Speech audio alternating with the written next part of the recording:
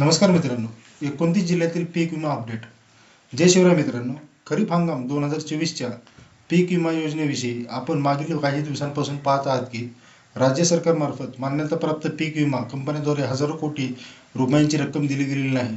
सरकारकडून निधी न देण्यामागचे काही कारणे सांगितले जात आहेत. प्रत्येक जिल्ह्यातील शेतकरी ज्यांनी पीक विम्यासाठी नोंदणी केली आहे ते वाट पाहत आहेत की त्यांना विम्याची रक्कम केव्हा मिळणार.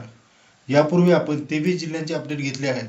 सुमारे 64 लाख शेतकरी या योजनेखाली पात्र होते.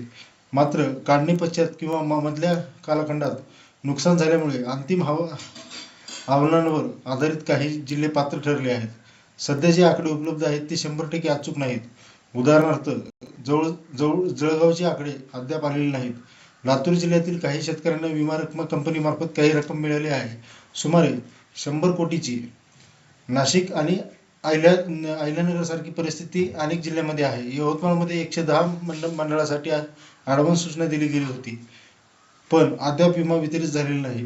राज्यातील बहुतांश जिल्ह्यांमध्ये अशा समस्या आहेत, परंतु कृषी विभागामार्फत उपलब्ध माहिती पश्चिम महाराष्ट्र, कोकण, उत्तर महाराष्ट्र, मराठवाडा, विदर्भ या भागांची आहे.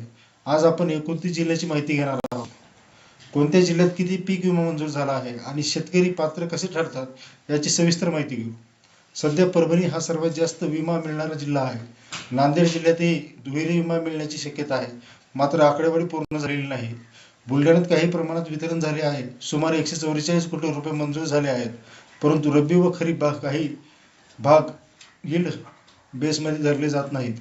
अमरावतीमध्ये जिल्ह्यात 50 कोटी वैयक्तिक दावे मंजूर झाले आहेत आणि आणखी 10 कोटी काढण्याची पश्चात नुकसान भरपाई मंजूर झाली आहे. अकोल्यात 60 कोटींचे वैयक्तिक दावे मंजूर झाले आहेत. वाशिममध्येही 10 ते 74 लाखांमागे विमा मंजूर झाले आहेत. एकूण राज्य शासनाकडून 2,858 कोटींचा निधी मिळाला असून यापैकी 2,308 ते 2,359 कोटी रुपये खरीप हंगामासाठी वितरित केले जाणार आहेत. त्यापैकी 1,760 कोटी रुपये फक्त मराठवाड्यासाठी आहेत. यवतमाळमध्ये 6.68 कोटींचे दावे आणि 22.95 कोटींची काढणी पश्चात नुकसान मिळालेले असून एकूण 29.81 कोटी रुपये मंजूर झालेले आहेत. नागपूर विभागाला 56 कोटी, वर्ध्याला 115 कोटी 90 लाख आणि गडचिरोलीला 5.40 कोटी रुपये विमा मंजूर झालेला आहे. कोकणातील ठाणे, रत्नागिरी, सिंधुदुर्ग या जिल्ह्यांना अनुक्रमे 7 कोटी, 1.57 कोटी आणि 78 लाख रुपये विम्याची मंजुरी झाली आहे. सातारा, सांगली, कोल्हापूर, पुणे अद्याप यील्ड्स बेड डेटाची माहिती उपलब्ध नाही. कोल्हापूरसाठी सुमारे 8 कोटी रुपये मंजूर झाले आहेत. सोलापूरमध्ये 2.5 लाख दावे असून 1 कोटी रुपयांचा विमा रक्कम मंजूर झाली आहे. अजून एक जिल्ह्यातील माहिती अपूर्ण आहे. मराठवाड्यात 1,760 कोटींचा विमा मंजूर झाला असून हा आकडा 2,500 कोटीपर्यंत जाऊ शकतो.